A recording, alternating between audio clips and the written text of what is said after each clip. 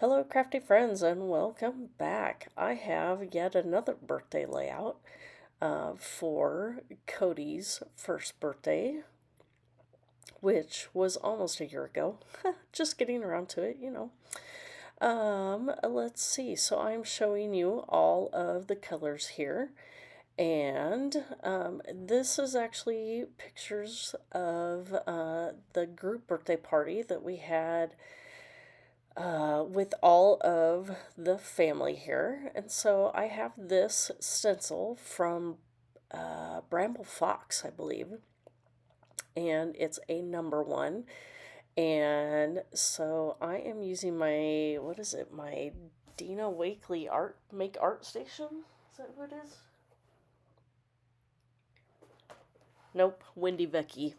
Anyway, it's an art station, and so I am just tapping on different ink pads to get these various colors, and I'm not really worried about how the stencil lines up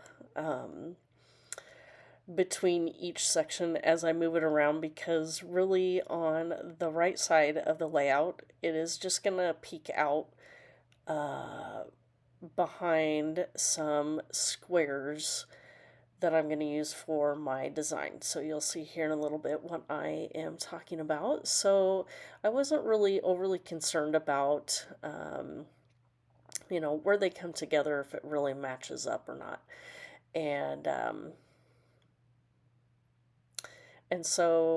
all of these different blues kind of coordinate with the blues that are in the collection. So I did show you there at the beginning that it was actually a 6x6 paper pad from a birthday boy collection. This was actually a gift that I received from going to a crop at my local scrapbook store, Memory Bound, here in Ankeny, Iowa. And so this was for their, I think it was a fall crop that they had, and their anniversary or birthday is in October. And so I think they gave us these birthday themed papers in honor of their anniversary of their opening. And so this actually worked out pretty good with the theme of his party, which was animals. So he had animals on his cake, and so we also got the 12 by 12 solids and a pack of the die cuts. So I have my background inked up here, and so now you're going to see that I have cut these from the 6x6 paper, and I actually used, to get more out of my papers, that I did use the section that has the, I guess you would call the branding strip on a 6x6 piece of paper pad, and just made sure that I strategically placed them so they would be hidden behind the top layer of the paper. So I am breaking out my new stencil by Tim Holtz, and on this one, let's see, I must be looking for the name of it there. Oh, Sparkle Fade is what this one is called. I think it came out at Christmas time. I just thought this is a really cool one to use, and so I am going to use my, I believe it's a Sizzix product, and it's like a shimmer white texture paste. And I am going to just put this so it shows um, above and below where I intend to put my main group photo there.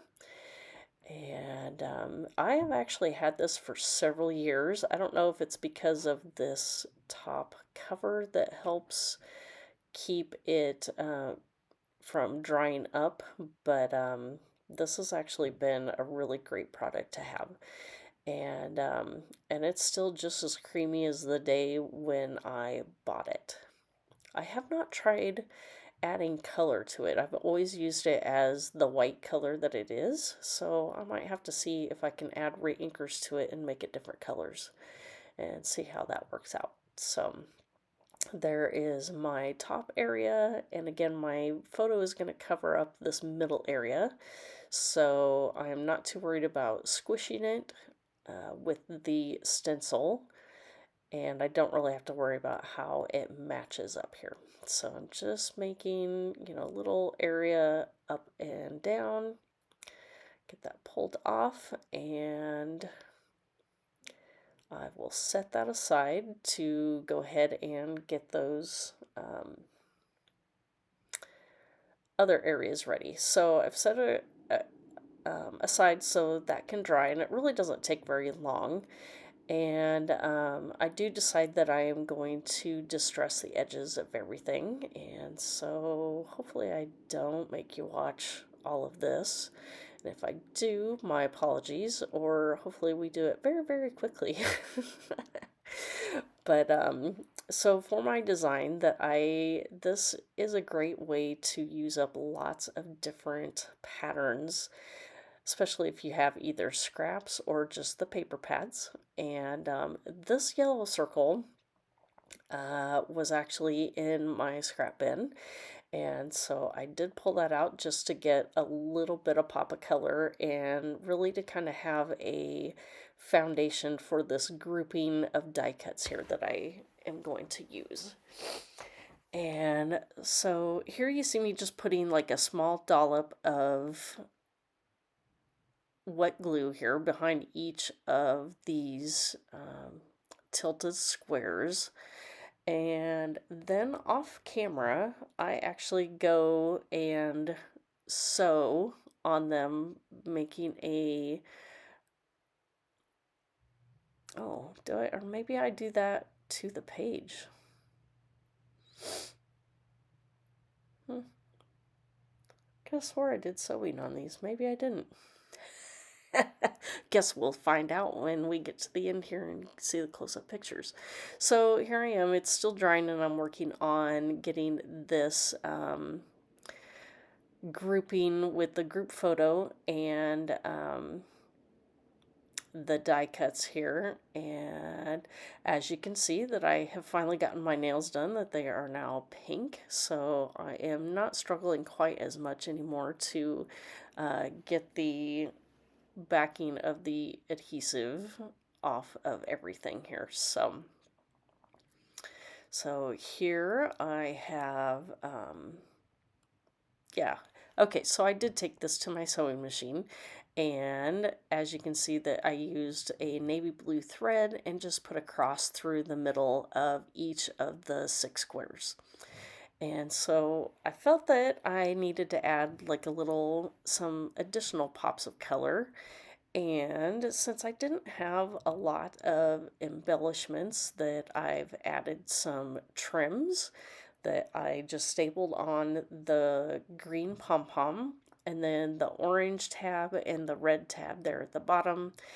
And then I think I just pull out some other embellishments from my stash to go along with it. So I've used my tiny attacher to attach those ribbon tabs as well. And so here you can see that now I have pulled out my button stash and spreading those around. So I'm getting various colors from the collection, some oranges, reds, turquoise.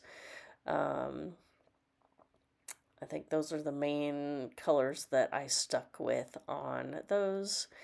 And